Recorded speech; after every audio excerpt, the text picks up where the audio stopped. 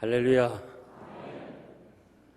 인도에 선교하셨던 스탠리 존스 목사님은 그분은 젊은 시절 이 힌두교가 강한 인도에서 얼마나 복음 전파가 힘든지 그는 하다가 안 돼가지고 결국 지쳐서 이 사과나무의 밑에서 쓰러져서 이렇게 낙심 중에 있을 때 하나님께서 존스야, 너 피곤하지?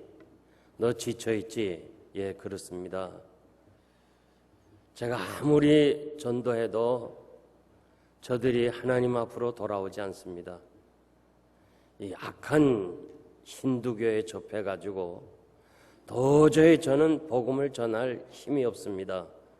그럴 때 하나님께서 네가 지금 사과나무 밑에 있는데 열매가 하나도 없지만은 뿌리가 있기 때문에 언젠가는 열매를 얻을 것이다. 이 하나님의 음성을 듣고 그는 다시 힘을 내서 인도의 복음을 전해서 인도의 성자라는 그런 칭호를 얻었습니다. 지금 인도는 기독교인이 2,400만입니다. 그러니까 한국보다 더 많아요. 한 사람의 이 헌신적인 이 선교 열정이 오늘 이렇게 많은 열매를 맺었습니다. 그러면서 하나님께서 이 스탠리 존스에게 절대 전도하면서 포기하지 말라. 그 음성이 자신의 선교에서 큰 힘이 됐다는 거예요. 그래서 여러분들이 지금 예사초를 놓고 여러 달 동안 이렇게 참 수고하고 힘쓰는데 이 태신자 절대 포기하지 말고 끝까지 전도하시길 바랍니다. 양옆의 사람에게 포기하지 맙시다.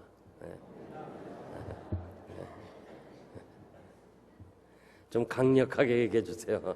그렇게 해도 되겠어요? 포기하지 맙시다. 저는 오늘 이 본문 말씀을 전도에 초점을 맞추어서 오직 구원은 예수님이라는 제목으로 말씀을 전하겠습니다. 이 세상에서 가장 소중한 것이 무엇인가 하니 자신의 생명입니다. 자신의 생명을 보존하기 위해서 온갖 노력과 수고를 다하고 있습니다. 그러나 결국에는 우리 모두 인생은 죽음 앞에 어쩔 수가 없습니다. 사람이 온 세상을 얻고도 자기 목숨을 잃으면 무슨 유익이 있겠느냐. 우리가 온 세상을 가지고 다 얻었다 할지라도 자기 목숨을 잃어보면 그것이 무슨 소용이 있겠느냐 그랬어요. 하나님은 인생에게 사망을 선언했어요. 너는 흙이니 흙으로 돌아가라.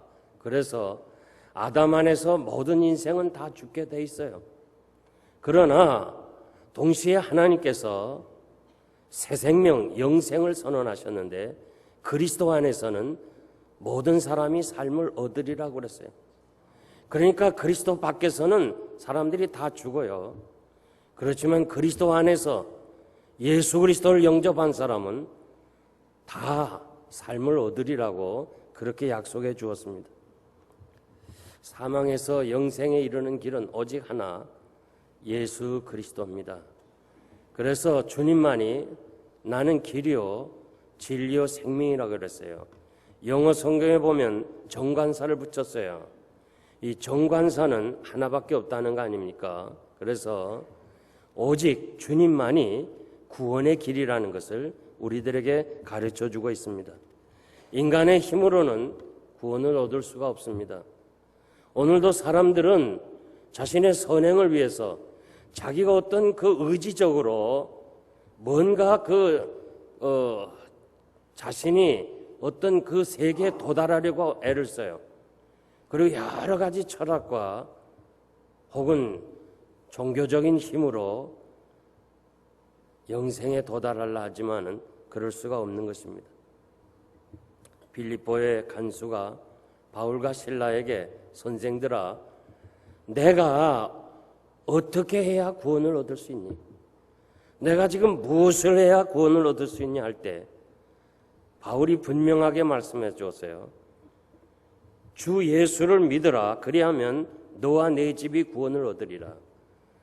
구원을 얻는 길은 다른 어떤 행위에 있는 것이 아니고 주 예수를 믿으라. 그리하면 너와 내 집이 구원을 얻으리라. 저는 이 말씀을 터키에 가서 더 정확하게 이해를 했어요.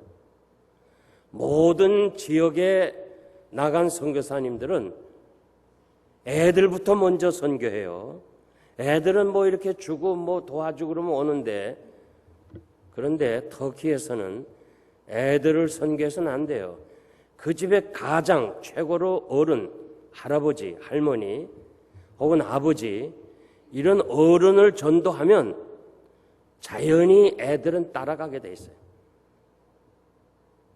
바로 너와 내 집이 구원을 얻으리라. 그래서 그 지역에 있는 선교사님들은 할아버지한테 가서 그냥 막 안마도 해주고 침도 놔주고 먹을 것도 주고, 그래서 할아버지 한 사람 전도하면 할아버지가 야, 다 나가자. 다 나가요. 너와 내 집은 구원을 얻으리라고 말씀하십니다. 구원은 오직 예수님입니다. 보라, 구원의 날이라고 지금 말씀합니다. 사도행전 4장 12절 보니까 다른 이로서는 구원을 얻을 수 없나니 천하인간에게 구원을 얻을 만한 다른 이름을 우리에게 주신 일이 없음이니라. 믿습니까? 그러므로 예수님만이 유일한 길이에요. 예수 그리스도만이 유일한 구원에 이르는 길이지 다른 길은 없다는 거예요. 그래서 우리가 나가서 예수 그리스도를 전하는 것이고, 우리가 예수 사랑 초청주일이 하는 뜻이 바로 여기 있어요. 1절에 보니까 형제들아 내 마음에 원하는 바와 하나님께 구하는 바는 이스라엘을 위함이니 곧 저희로 구원을 얻게 하려 함이니라. 이 사도 바울의 마음속에는 자기 민족에 대한 사랑이 강했어요. 자기 민족을 구원하려고 하는 열정이 있었어요. 그래서 바울이 세계 선교를 위해서 했다지만은 사실은 그는 자기 민족을 구하겠다는 그 강한 의지가 있었어요. 디모데전서 5장 8절 말씀 보면 누구든지 자기 친족, 특히 자기 가족을 돌아보지 아니하면 믿음을 배반한 자요 불신자보다 더 악하다고 그랬습니다. 바울은 다메섹에서 예수 그리스도를 만나고 그리고는 그는 전도자가 됩니다. 무엇 때문에 전도자가 되었는가? 예수 그리스도가 가장 귀한 걸 알았어요. 예수 그리스도는 자기가 가진 모든 것을 다 버리고 다 지불하고도 소유해야 될 가장 귀한 분인 것을 알았어요.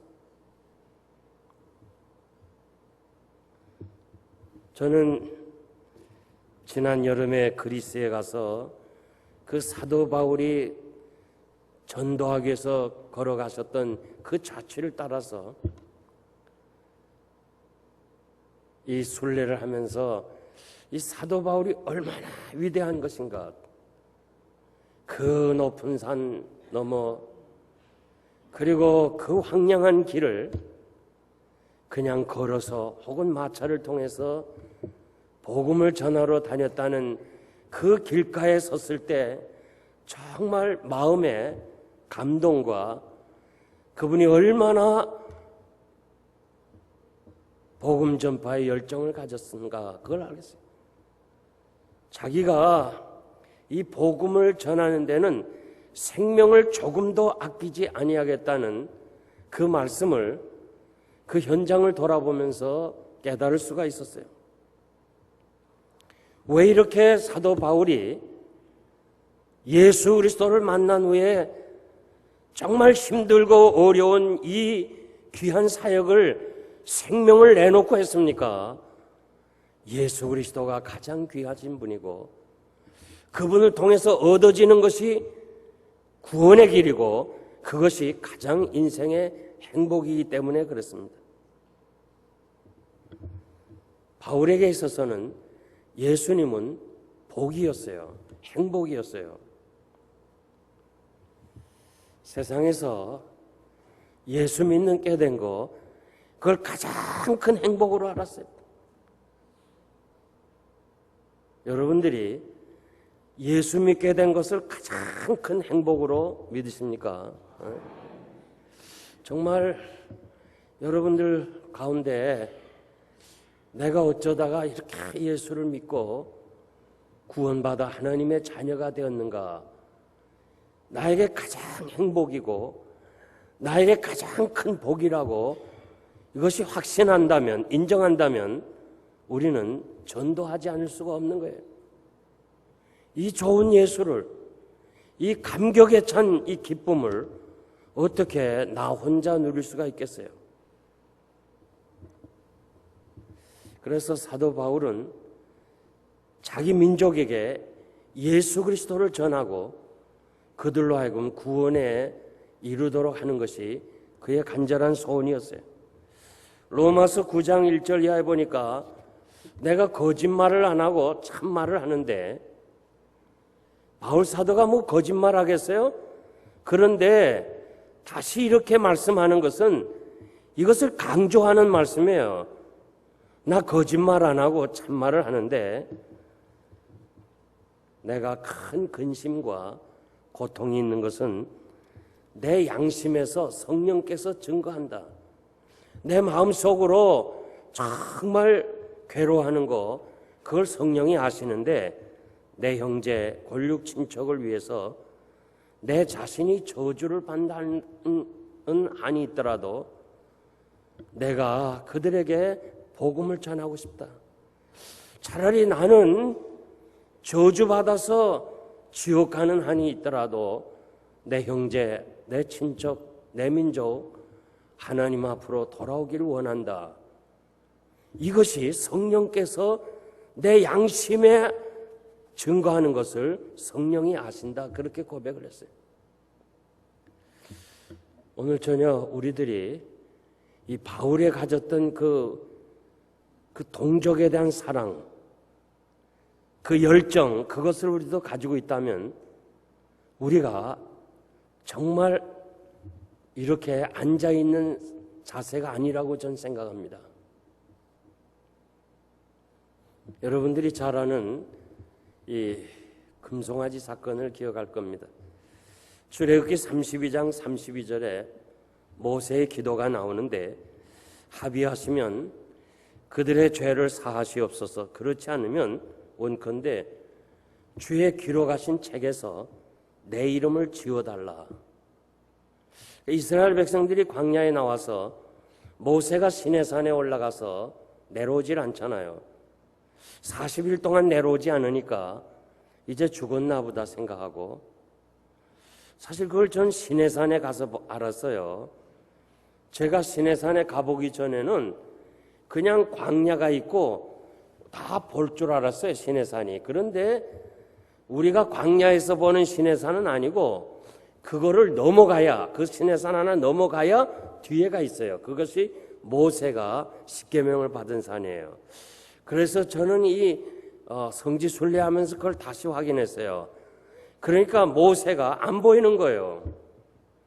만약 우리가 이렇게 광야에 있으면서 시내산이 보이고 그러면 눈 좋은 사람들이 보일 거 아니에요, 모세 행동하는 것이.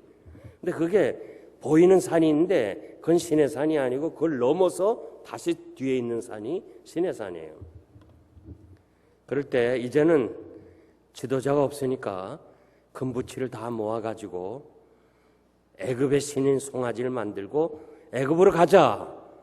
그렇게 할 때 하나님께서 이 백성은 이렇게 정말 나를 원망하고 믿지 않으니까 다 멸하겠다는 거예요. 그럴 때 모세가 뭐라고 그래요? 모든 진노를, 하나님이 백성들에게 내리시는 진노를 내가 다 껴안고 내가 차라리 죽고 저주받으라도 내 민족을 용서해달라. 우리가 모세가 가졌던 그런 심정을 우리도 가져야 될 줄 압니다. 전도하지 못하면 동족을 사랑하는 것이 아닙니다. 다 지옥 가도 나만 천국 가면 된다, 이거 아니잖아요. 다 지옥 가도 나만 천국 가면 되지. 그렇게 생각하는 사람 있어요. 누구예요? 전도 안 하는 사람이에요. 전도할 필요 없어. 나만 천국 가면 됐지. 그 얼마나 이기적이에요.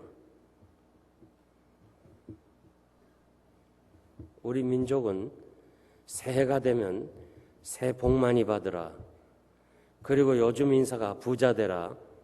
그런데요, 진짜 여러분 복 받는 사람 되기 위해서는 예수 믿으라. 이것이 가장 큰 축복이에요. 아멘입니까? 예수 믿으세요. 이것이 가장 큰 축복이에요. 우리가 형제나 친족에게 정말 축복해 줄 수 있는 그 말이 있다면 예수 믿으라. 이것이 가장 큰 행복이에요. 저는 이번 예사초 기간에 계기가 돼서 우리 모두는 정말 우리 동족을 사랑하는, 우리 형제 자매를 사랑하는 그런 아름다운 하나님의 사람이 되면 좋겠어요. 그저 이 경쟁이 많은 세계에서 내가 살고 너 죽이겠다. 그건 복음이 아니에요.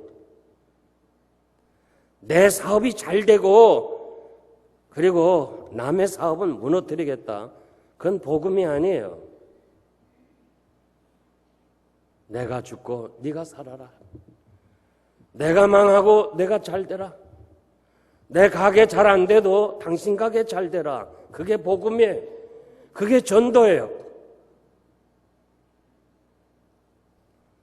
아무 해당도 없어서 제가 말씀드리지만은 이 필라델피아는 이제는 영생교회가 정말 모든 사람들에게 그 마음속에 좋은 교회, 정말 바르게 살려고 하는 사람들, 개혁주의 신앙을 가진 교회라고 믿지 않는 사람도 그렇게 알려졌는데 우리 영생교회니 남의 마음을 아프게 하는 그런 일은 없어야 돼요.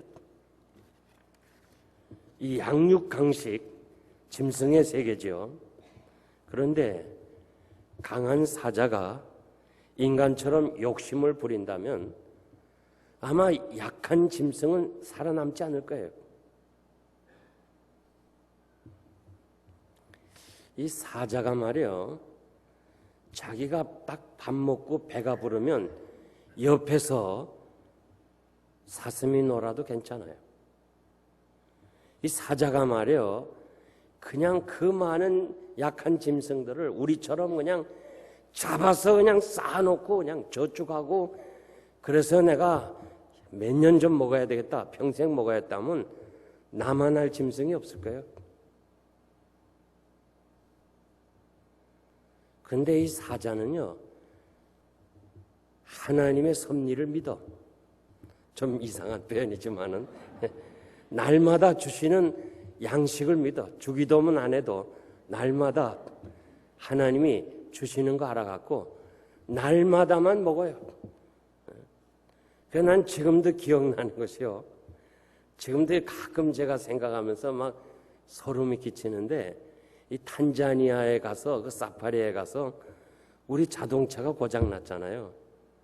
그 사파리에는요, 그냥 이 구경하다가 모자가 떨어져도요, 자동차 밖으로 나오면 위법입니다. 왜? 언제 사자가 덤벼들지 모르니까. 그거를 글쎄 그 자연에서 자동차가 고장 나서 하여튼 한 20분 정도 그 사자들이 있는 그 사파리를 걸었다고 생각해봐요. 소름이 막 지금도 끼쳐요. 별 생각 다 했죠, 제가. 그런데 한 가지 위로가 되는 거는, 그래도 아침 사자가 아침 식사는 끝났다. 그걸 하니까 한 10시쯤 가니까, 보통 6시부터 이 사자가 아침 식사를 하는데 10시쯤 자동차 고장나서 그게 안심이 되더라고. 사자가 아침 식사 다 하셨으니까 우리 가만 놔두겠지. 사자는요, 날마다 필요를 채우시는 그 하나님의 섭리 속에서 자신은 필요한 만큼만 그렇게 양식을 취하는 거예요. 생존을 위한 양식만 취한 거예요. 욕심을 내는 거 아니에요. 사자는 알아요. 욕심을 내서 다 잡아서 저축해 두면 그게 썩을 것이고 그 다음에 먹을 것이 없으면 자기도 죽는 거 알아요. 정말 저는 이번에요, 여러분들이 좀 전도하면서 예수 사랑 전하면서 앞으로 우리가 필라델피아 땅에 살면서 절대 경쟁하지 말고, 절대 남의 마음을 상하게 하지 말고, 남이 그냥 어떻게든지 눌러서 내가 일어나겠다는 그런 생각하지 말고, 내가 잘 되고 나는 참 약해도 좋다, 이것을 진정한 복음이에요. 이 복음이 바로 구원의 길이라는 거 여러분들 마음속에 깊이 기억하시기를 바랍니다. 2절 말씀 보니까 내가 증거하노니 저희가 하나님께 열심히 있으나 지식을 쫓는 것이 아니고 하나님을 모르고 자기 의를 세우기 때문에 예수 그리스도를 영접하지 못한다고 말씀합니다. 지금도 마찬가지예요. 자신이 의로운 것처럼 사는 사람들 너무 많아요. 교만이에요. 복음을 받아들이지는 못하는 사람은 공통점이 있어요. 내가 의롭다는 거예요. 자기를 믿는 거예요. 자신을 믿는 거예요. 그리고 허황된 것을 믿고 있습니다.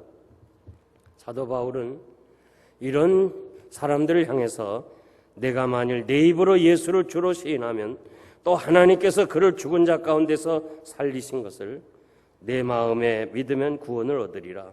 구원은 예수 그리스도를 믿고 나의 구주라고 고백하면 구원을 얻는다는 거예요. 누구든지 주의 이름을 부르는 자는 구원을 얻으리라. 구원의 길이 얼마나 쉬워요. 구원의 길이 참 쉬운 거예요. 무슨 인간의 행위로 얻어지는 거 아니에요. 내가 뭔가 돌을 닦아서 얻어지는 거 아니에요. 예수 그리스도를 구주로 부르고 믿으면 돼요. 이렇게 쉬운 구원의 길을 누가 전해주는 사람이 있어야 되지 않냐 이거예요. 누가 전해주지 않고서 어떻게 우리가 예수를 주로 부를 수 있어요. 그래서 우리로 하여금 나가서 복음을 전하게 하는 거예요. 듣든지 아니 듣든지 예수는 우리의 구주가 되신다는 사실을 전할 때 저들이 그 사실을 듣고 예수 그리스도를 구주로 영접하면 구원을 받는다는 거예요. 이 사실에, 이 기쁨 앞에 우리가 가만히 있을 수가 없는 것입니다. 그러므로 우리는 나가서 복음을 전해야 되는데 하나님이 보실 때 나가서 복음을 전하는 자의 발이 아름답다고 그랬어요. 성경에서 보면요, 하나님이 보실 때 가장 아름답다는 게 뭐예요? 복음을 전하러 가는 사람이 참 아름답다는 거예요. 하나님이 여러분들을 보실 때 참 아름다운 사람이다, 참 아름답다, 이렇게 인정할 수 있도록 복음의 증인이 되시기를 바랍니다. 우리가 예수 믿고, 제가 새벽기도에 말씀드렸지만은 우리가 예수 믿고 구원받았다는 사실은 누군가가 복음을 전했고 누군가가 희생적인 그런 전도의 그런 말씀을 전했기 때문에 우리가 오늘 이 자리에 나와서 예수 믿고 행복한 거예요. 그렇다면 나도 또 다른 사람에게 예수 그리스도를 전해야 될 책임이 있는 거예요. 오스트레일리아 출신인 그레엄 스테인즈 선교사님은 인도의 동부 오리사주에 있는 나병환자촌에서 30년 동안 선교하신 분이에요. 지금부터 13년 전인 1999년 1월에 마노하루프 부근에 있는 바리 바다에 있는 병원 앞에서 이 자동차를 타고 있는 선교사님 두 아들과 함께 자동차를 타고 있는데 이 힌두교의 그 결사대가 24명이 자동차에서 나오지 못하게 하고 창과 활을 겨누고 24명이 이 선교사님 못 나게 하고 그 선교사님과 아들 둘을 불에 태워 죽였어요. 엄청난 사건이죠. 그래서 결국 남편과 두 아들이 자동차 안에서 불에 타 죽었습니다. 이 힌두교 지도자가 그 아내에게 용서를 구했습니다. 용서가 되겠어요? 남편과 두 아들을 죽였는데. 근데 그의 아내 글래디스 선교사는 용서해 주었습니다. 용서해 주면서 그 기록에 보면 말로 다 할 수 없이 기쁨과 그리고 은혜를 체험했다고 그랬습니다. 이 사건을 통해서 이 24명을 잡은 경찰서장은 진실로 저분은 크리스찬이었다. 진정한 위대한 크리스찬이라고 호칭하면서 그것이 계기가 돼서 개종을 하게 됐다는 그런 기록도 있습니다. 그 오스트레일리아 모든 가족들이 이제 무서우니까 당신 혼자 있지 말고 고향으로 돌아오라 할 때에 그 남편을 잃은 글래디스 선교사는 하나님이 나를 이리로 보냈는데 내가 어찌 다시 집으로 가겠는가. 그래서 지금도 나 혼자 전해서 선교사로서 복음을 전한다는 거예요. 얼마나 위대해요. 얼마나 하나님이 보실 때 아름다워요. 비록 남편을 잃어버리고 두 아들을 잃어버렸지만은 영혼 구원을 위해서 그 복음을 전하는 현장에 있는 그 모습이 하나님 보시기에 얼마나 아름다우냐 그 말이에요. 에스겔 2장 5절 보니까 그들은 패역한 족속이라 듣든지 아니 듣든지 그들 가운데 선지자가 있는 것을 알려주라. 여러분 듣든지 아니 듣든지 예수를 전하는 사람이 있는 것을 이 지역 사람들에게 알려줘야 돼요. 영생교회가 이 복음을 전한다는 사실을 알려주어야 돼요. 이 귀한 사명이 우리들에게 있습니다. 이제 오늘이 지나면 3일밖에 없습니다. 여러 가지 이유를 대서 아마 태신자가 못 온다 할 수도 있어요. 항상 그랬으니까. 오늘 제가 얘기를 들으니까 1000명이 넘었어요, 태신자가. 그러니까 오늘 저녁 참석한 여러분, 이 3일 동안에 우리가 최선을 다해서 영혼 구원하는 일에 복음 전파로 여러분 나가시길 바랍니다. 현장으로 나가세요. 그리고 듣든지 아니 듣든지 가서 전해 주시기 바랍니다. 그럴 때 하나님께서 여러분을 통해서 영광을 받으실 줄 믿습니다. 강건해서 데리고 오라는 주의 말씀 따라서 여러분들이 예수 그리스도를 전하시길 바랍니다. 아마 여러분들이 잘 아시는 그 최건능 목사님, 그분은 예수 천당으로 유명한 전도자죠. 다른 말 하지 않고 그냥 예수 천당 그것만 듣고서 많은 사람들이 주님 앞에 돌아오고 그분이 84개 교회를 개척하고 하나님 나라에 갔어요. 그가 한 번은 버스를 타고서 복음을 전했는데 이 최필근 목사님이라고 참 그 당시에 참 훌륭하신 그런 목사님이 있습니다. 그분이 이렇게 기독신문에도 언론인으로서 제가 신학교 다닐 때랑 참 여러 가지 큰 일을 하셨는데 그분의 그 쓴 글을 제가 기억하는데 그 최건능 목사님이 자기에게 버스 안에서 있는데 전도를 하더래. 예수 천당. 그러니까 최건능 목사 나야 나 최필근이야. 그런데도 계속 전도를 하더래. 나 모르냐 그러니까 난 너 모른다 그러더래.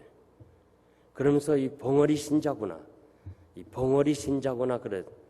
그런 것이 그분이 최필근 목사님이 굉장히 충격이었다. 그런 이야기를 한 적이 있어요. 여러분 벙어리 신자 되지 말기 바랍니다.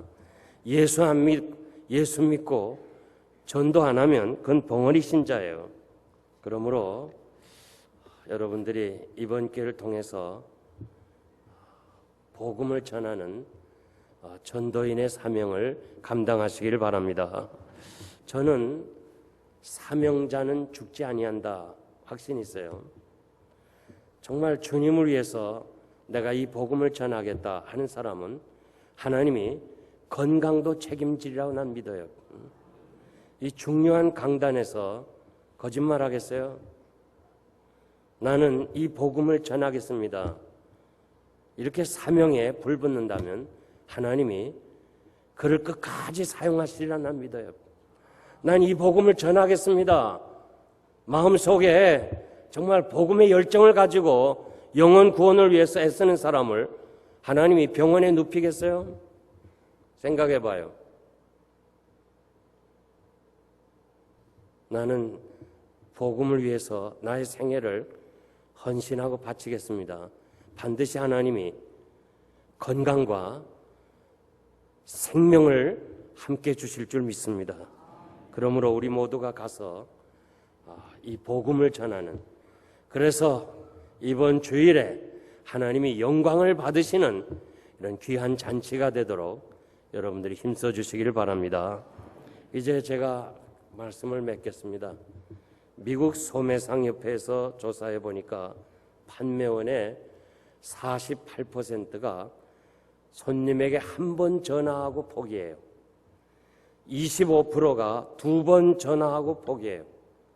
15%가 3번 전화하고 포기해요.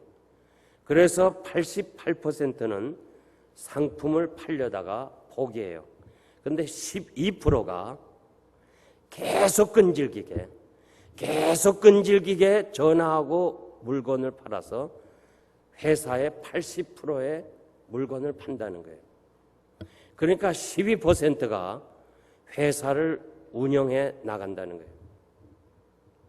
제가 이렇게 보니까 태신자 정하는 거 우리 교인이 12%에 해당되는 거예요. 나머지 88%는 아마 예사초 한다니까 한두 번 예수 믿으라 그랬을 거예요. 이젠 여러분, 오늘 저녁에 참석한 여러분들이 꼭 이 자리에 참석한 숫자가 지금 우리 전체 교인의 12%예요. 그러니까 여러분들이 하지 않으면 2,000명 태신자가 없어요. 아멘입니까? 왜 이렇게 약해요, 아멘이? 아멘입니까? 자, 나가서 전합시다. 양옆에 사람에게 좀 나가서 전합시다. 3일 동안. 나가서 전합시다. 그래서 여러분들이 12%가 돼서 이 영혼 살리는 일에 앞장서고 교회 부흥에 큰 밑거름, 힘이 되는 여러분 되시기를 바랍니다.